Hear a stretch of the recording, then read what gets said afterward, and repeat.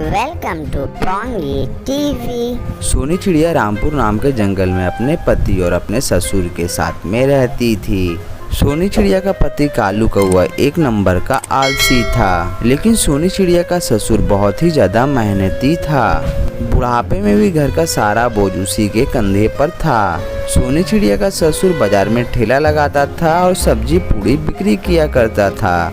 एक दिन कबूतर अपने बेटे कालू कौआ से कहता है, बेटा कालू, अब मैं बूढ़ा हो चुका हूँ। दिन भर काम करके मैं बहुत ज़्यादा थक जाता हूँ। तुम तो अब शादीशुदा हो चुके हैं, तुम्हें भी घर की जिम्मेदारी निभाना चाहिए और मेरा साथ देना चाहिए। अब मुझसे दिन भर अकेले ठेले पर खड़ा नहीं होया जाता है।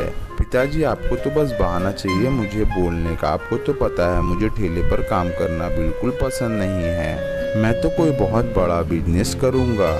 अरे बदमाश, ख्वाब तो बहुत बड़े बड़े देखता है, लेकिन तुझे भी पता है कि तू कितना बड़ा आलसी है। तू जिंदगी भर घर में पड़ा पड़ा बस सपना ही देखता रह जाएगा, या तू मुझे कुछ करके भी दिखाएगा। अपने पति के निकम्मेपन को सोनी चिड़िया अच्छे से जानती है, इसलिए वो अपने ससुर से कहती है, दादी, इन्हें बोलकर कोई फायदा नहीं है, इन्हें मत बोलिए। मैं कल से आपके साथ चलूंगी सब्जी पूड़ी बेचने के लिए। बहू, तू ये क्या बोल रही है? तू भला मेरे साथ जाकर कैसे बाजार में सब्जी कचौड़ी बेचेगी? तू इस घर की बहू है, बेटे के रहते हुए तू बाहर का काम करेगी। जंगल के सारे पंछी मुझ पर थू थू करेंगे।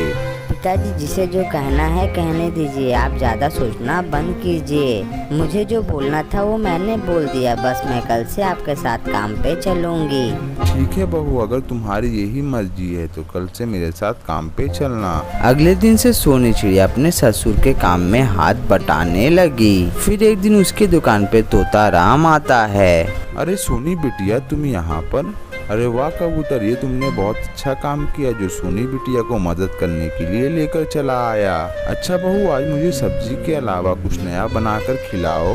ठीक है अंकल जी, आप मुझे कुछ समय दीजिए, मैं आपको अच्छा सा कुछ बनाकर खिलाती हूँ। 2 मिनट के बाद सोनी चिड़िया बहुत ही टेस्टी मैगी बना लेती है और उसे छोटे से मटके में डालकर तोते को खाने के लिए देती है। अरे वाह वाह वाह वाह बहू, मैगी की तो बहुत अच्छा खुशबू आ रहा है। हाँ अंकल जी, मैंने मटका मैगी बनाया है। मुझे विश्वास है कि इसे खाकर आप खुश हो जाएंगे। तोता राम मैगी खाने लगता है, उसे बहुत ही ज्यादा अच्छा लगता है।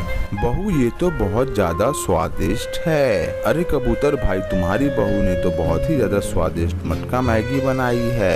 अरे कबूतर भाई, अपनी सब्जी पूड़ी की दुकान बंद करके मटका मैगी का बिजनेस स्टार्ट करो। मेरी बात मानो, तुम्हारी आमदनी दुगनी हो जाएगी, दुगनी। तोता मैगी की इतनी तारीफ कर रहा था कि उसकी आवाज सुनकर वहाँ पर बहुत सारे पंछी मैगी खाने के लिए आ जाते हैं। अरे ओ बहन, मुझे मसाला मटका मैगी थोड़ा देना, और बेटा मुझे भी मटका मैगी देना। मुझे भी जरा खाकर देखना है कि कैसा लगता है। पहले ही दिन मटका मैगी की अच्छी खासी कमाई हो जाती है। ये देखकर कबूतर बहुत ही ज्यादा खुश हो जाता है। बहू, तुम लक्ष्मी हो लक्ष्मी, तुम्हारे कदम दुकान में पड़ते ही कमाई दुगनी हो गई है। बाजार से अभी और मैगी के पैकेट खरीद कर लाता हूँ। हाँ हाँ पिताजी, आप जाइए और जल्दी से मैगी लेकर आइए। मैगी खरीदने के बाद कबूतर मटके लेने के लिए भी जाता है। बहन, मुझे छोटे छोटे मटके चाहिए, ये लो एडवांस पैसे।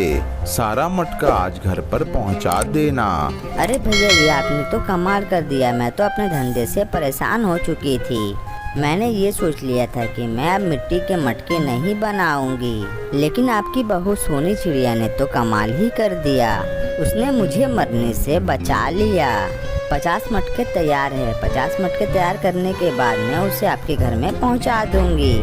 उसके बाद कबूतर वहाँ से अपने घर चला जाता है और इधर सोनी चिड़िया मटका मैगी बेच रही होती है। तभी वहाँ पर उसका पति कालू कौआ आ जाता है। सोनी, मुझे माफ कर दो, मुझे मेरी गलती का एहसास हो गया है। कोई भी धंधा छोटा बड़ा नहीं होता, बस काम करने की लगन होनी चाहिए। मुझे अब ये बात अच्छे से समझ आ चुकी है।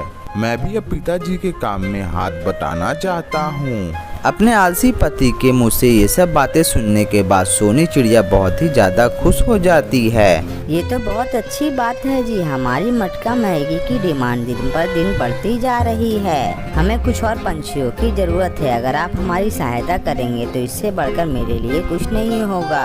इसी तरह सोनी चिड़िया मटका मैगी बेचकर अपने परिवार के साथ खुशी खुशी अपना जीवन जीने लगती है। और ये सुंदर सी कहानी यहीं पर समाप्त हो जाती है। ये कहानी से हमें ये सीख मिलती है कि कोई भी काम छोटा बड़ा नहीं होता है, बस हमें मन लगाकर करना चाहिए।